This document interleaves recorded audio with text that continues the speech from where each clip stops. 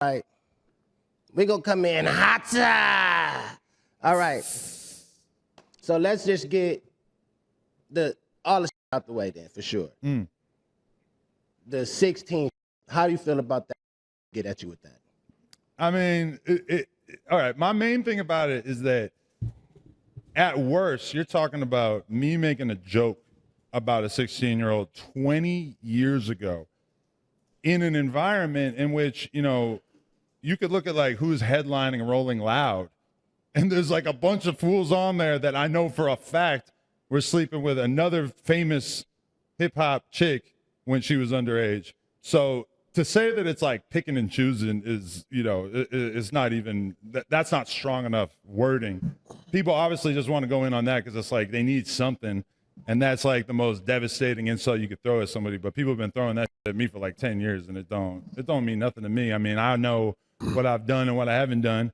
I never had a girl say that I f***ed her when I was 16. When she was 16. When you were 16? When she was 16. I've never had a girl throughout all this with that nickname, whatever.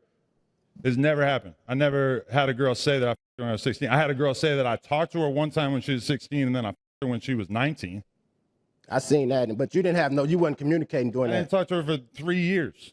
So like when people try to use that, it's like, I mean, listen, like all these people that have been around me doing this podcast for the last like 9-10 years or whatever, not one of them has ever said that they've seen me involved in anything sketchy at all sexually. T-Rail, AD, every single one of them, they've been around all kinds of shit, going out with me, heard every joke I ever made in the group chat for all those years. They've seen who I was hanging out with at the office. They've seen everything. And every single one of them, if they're going to be honest, they'd say, yeah, really, Adam, like, he on some pretty regular shit. Like, obviously, I do the porn shit, whatever. That's I get freaky on camera, whatever. But it's like, you know, I ain't even cheated on my girl in like 7 years.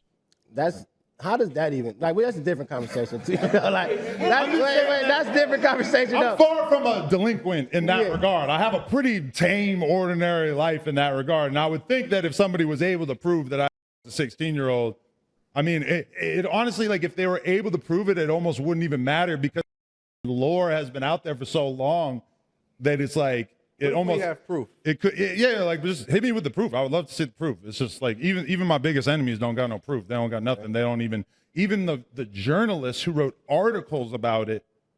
And the one girl that everybody likes to make the jokes about me with the 16-year-old, whatever, it's like she originally put out a statement on social media saying that her and I had a relationship from the age of 16.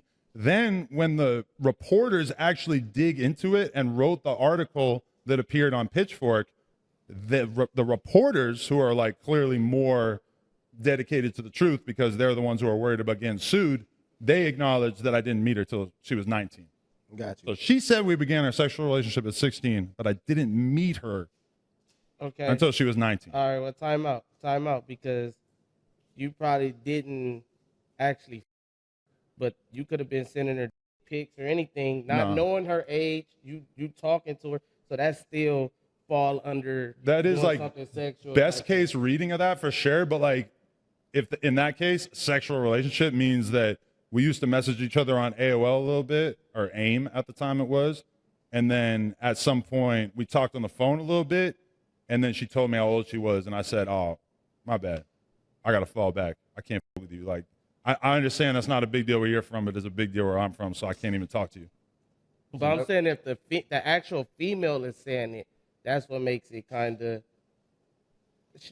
even though you didn't have sex with her until you was 19 or she was 19, the fact that she said that y'all had some type of, she tweeted that or whatever you said she did, that kind of makes it seem true because she's the victim. She's the victim in it. She actually saying that it did happen. The point is, though, is that she lied because when they actually had real journalists dig into it and figure out the actual timeline of what was going on, they figured out that I didn't even meet her until she was 19.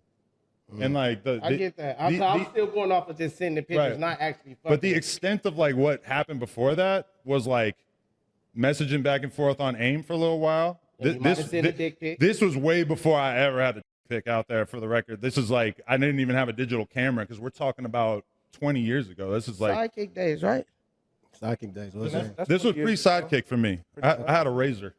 Razor is sidekick days, though. For real. Sidekick came after the Razor for me. It was a Razor, Nah. Sidekick, BlackBerry, iPhone. Yeah. But either way, I mean, I don't even. No, I get you. It is what it is, you know. That's Okay. like going down that rabbit hole. And then it's a all right, is this true or not? It's a picture with Lil Pump getting head and it's like a screenshot. I mean, like you selfie mode.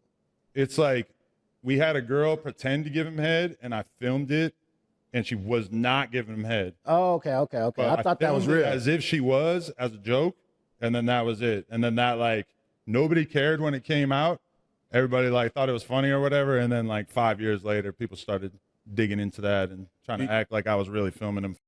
That was one of my big stances. I was like, if you around Pump while you getting head, that's crazy. I never even seen his.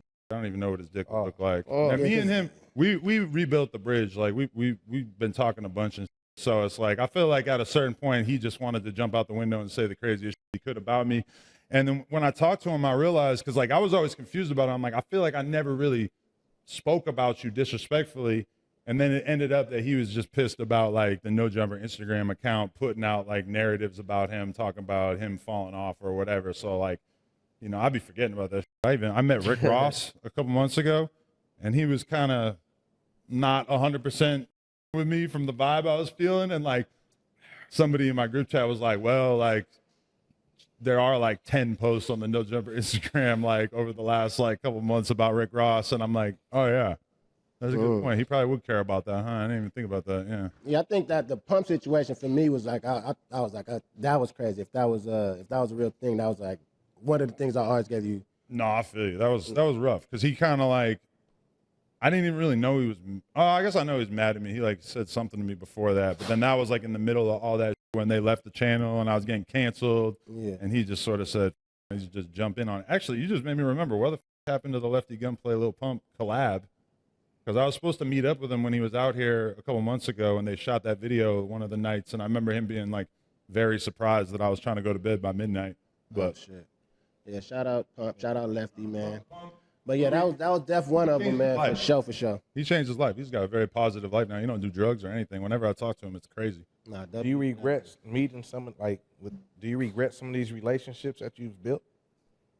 I mean, not really, because it's like at the end of the day, even if I disagree with the way that like somebody like AD left and like the fact that he or T-Rail or whoever that they put narratives out there that I disagreed with or whatever, it's still like, it was still positive for the platform.